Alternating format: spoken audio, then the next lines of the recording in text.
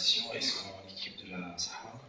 Ça me fait grandement plaisir. Alors, je vais apporter de l'eau au moulin du professeur Bouzoucha en ce qui concerne la fibrillation atriale et l'hypertension artérielle. Donc, ça sera du fondamental un petit peu et du factuel. Et suivant la population ciblée ici qui est faite d'internistes et de généralistes pour la détection, le screening et la prise en charge de ce tandem macabre. Alors, pour commencer, dans la vie de tous les jours, on pose la question au public médical, quelles sont les complications de l'hypertension artérielle cardiaque plutôt. Ils vont leur répondre, c'est l'HVG, c'est la dysfonction VG à la rigueur de l'insuffisance cardiaque. Mais il y a un passage qui est un tournant grave dans ce continuum cardiovasculaire, c'est l'installation de la fibrillation atriale.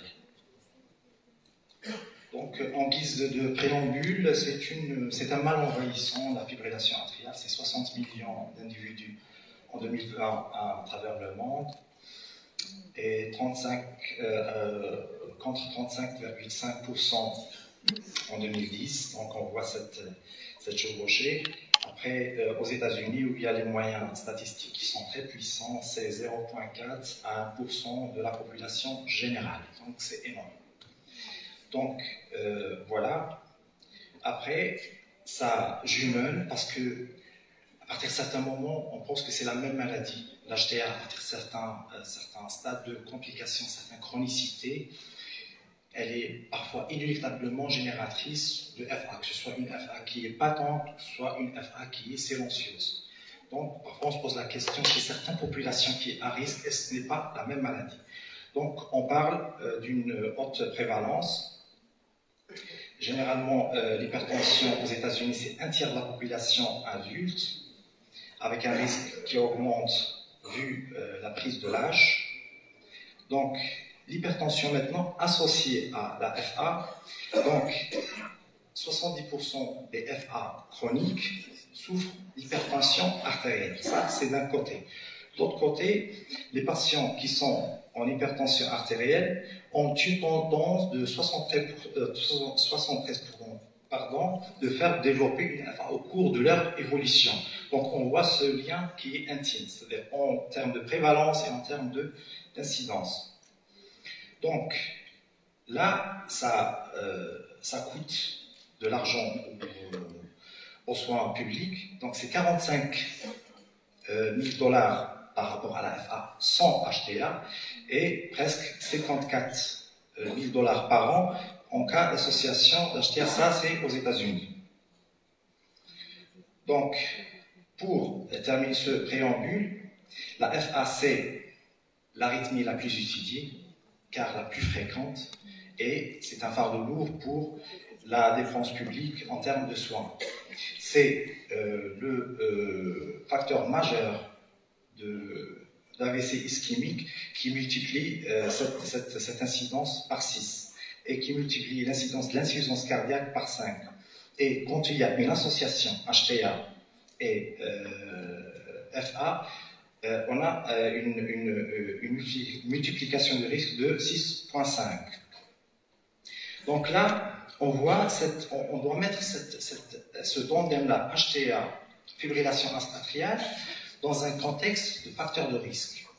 Cette conjoncture-là fait que ces patients-là ont de l'âge, c'est des patients généralement qui dépassent la soixantaine, c'est des patients qui souffrent de plusieurs facteurs de risque évolutif, qui sont certainement pourvoyeurs d'FA, mais généralement, ils n'arrivent pas au grade de causalité de l'HTA. C'est-à-dire l'HTA, c'est le facteur de risque majeur pour la genèse de cette fibrillation atriale.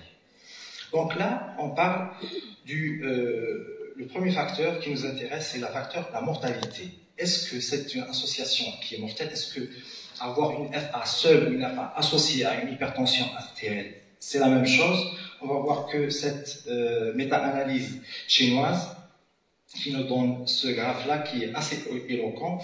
On a une séparation des deux graphes dès la première année et on voit cette sorte de graphe rouge macabre qui multiplie parfois par 5 la mortalité en cas d'association HTA et FA. Donc, cette FA, généralement, elle est toujours incluse dans le continuum cardiovasculaire, c'est-à-dire pas obligé de faire de l'HVG, on peut faire juste parfois de la dilatation de l'oreillette gauche pour avoir de la FA sans passer par l'évolution classique qui est l'HVG, l'insuffisance cardiaque, la dysfonction VG ou bien la coronaropathie.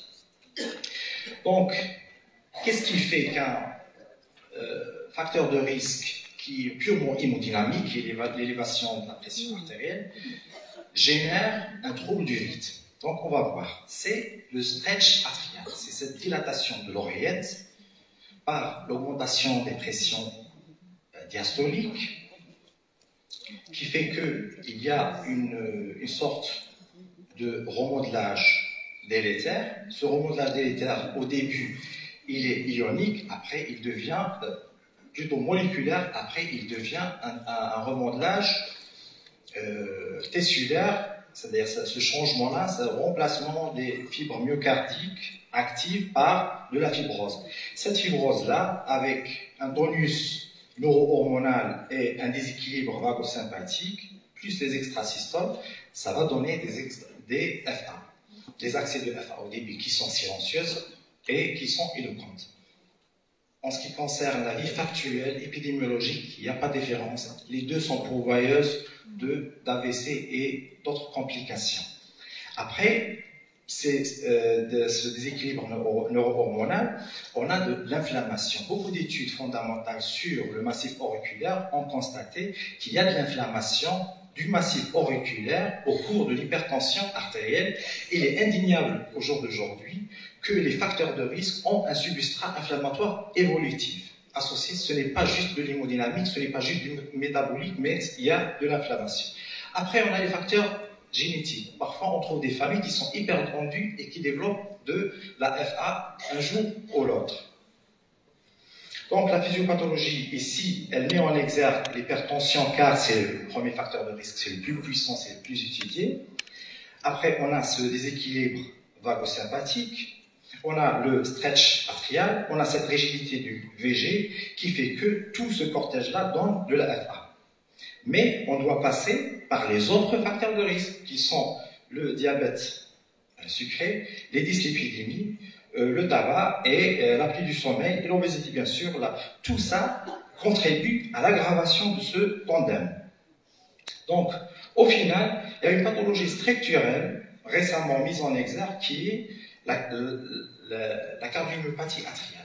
Toute cette dilatation-là, ces changements tessulaires, ces changements moléculaires font que cette oreillette-là malade donne de la FA et elle est toujours malade. C'est une cardiomyopathie avec la perte de sa fonction mécanique.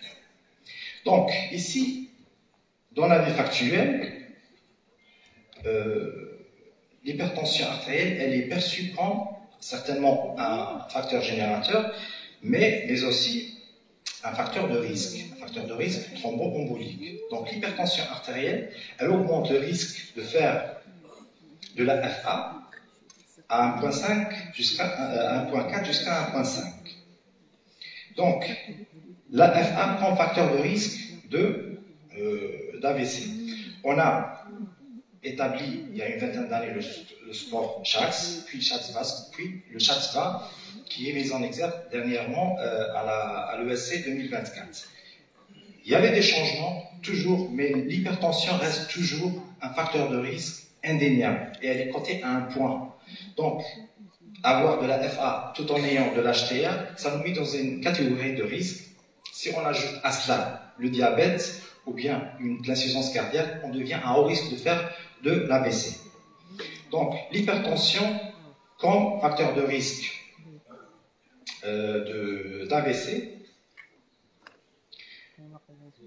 c'est multiplié à 3 par an. Chaque 10 mm de mercure au cours de la FA, en ce qui concerne la systolique, augmente de 6 à 7% le fait de faire un AVC ischémique ou bien une embolie systémique. Donc c'est énorme, d'où l'intérêt de traiter intensivement une HTA au cours de la fibrillation atriale. L'HTA comme facteur de risque hémorragique. Là, on a par exemple un malade chez qui on a diagnostiqué son FA et qu'on a mis dans une catégorie de risque qui mérite un traitement anticoagulant. Là, la FA, l'HTA, non seulement c'est un facteur de risque thromboembolique, mais elle devient un facteur de risque hémorragique. D'où l'intérêt de la museler à certains grades, c'est-à-dire l'HTA doit être traitée intensivement et éviter les à-coups tensionnels. Là, par exemple, on a une systolique à 160 de mercure représente un risque substantiel d'hémorragie. C'est-à-dire là, on est à coup sûr qu'on est dans une grave qui est ascendante de faire une hémorragie cérébrale ou autre. Donc, d'où l'intérêt de traitement et l'optimisation des chiffres tensionnels. Donc, on a vu le continuum physiopathologique de l'achat, on a vu le rôle du système rénine-angiotensine et aldostérone. Là, d'où l'intérêt de traiter les hypertendus qui présentent une FA par ces classes-là. On a vu l'intérêt, c'est-à-dire de l'aldostérone dans la cascade de la genèse de la FA et le système sympathique, puis les statines. Pourquoi les statines? Parce qu'ils ont un effet pléiotrope, un effet anti-inflammatoire sur les vaisseaux et sur les artères.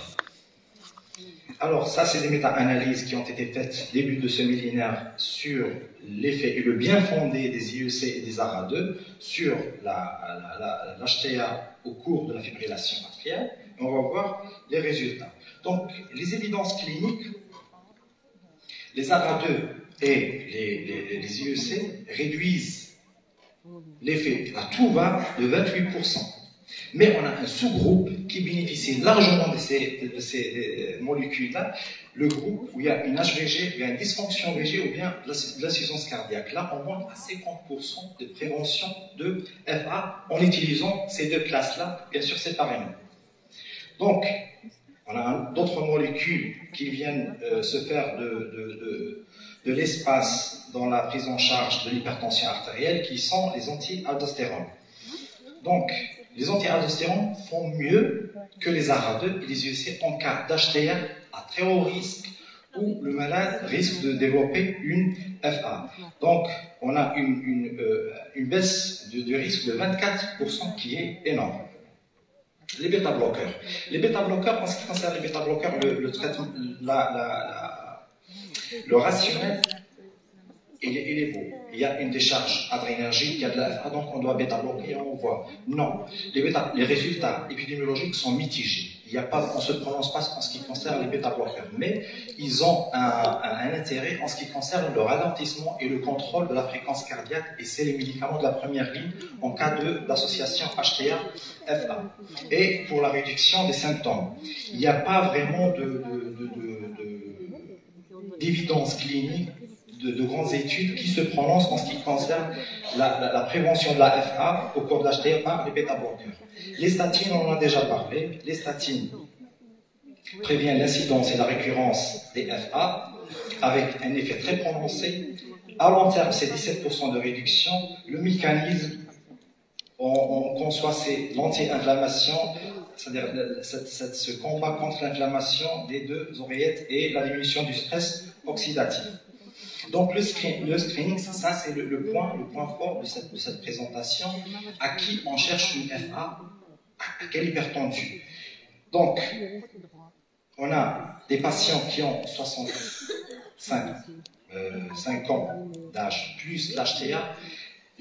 Le screening, il est opportuniste, c'est-à-dire une prise de pouls, une évaluation du pouls par les tensiomètres électroniques.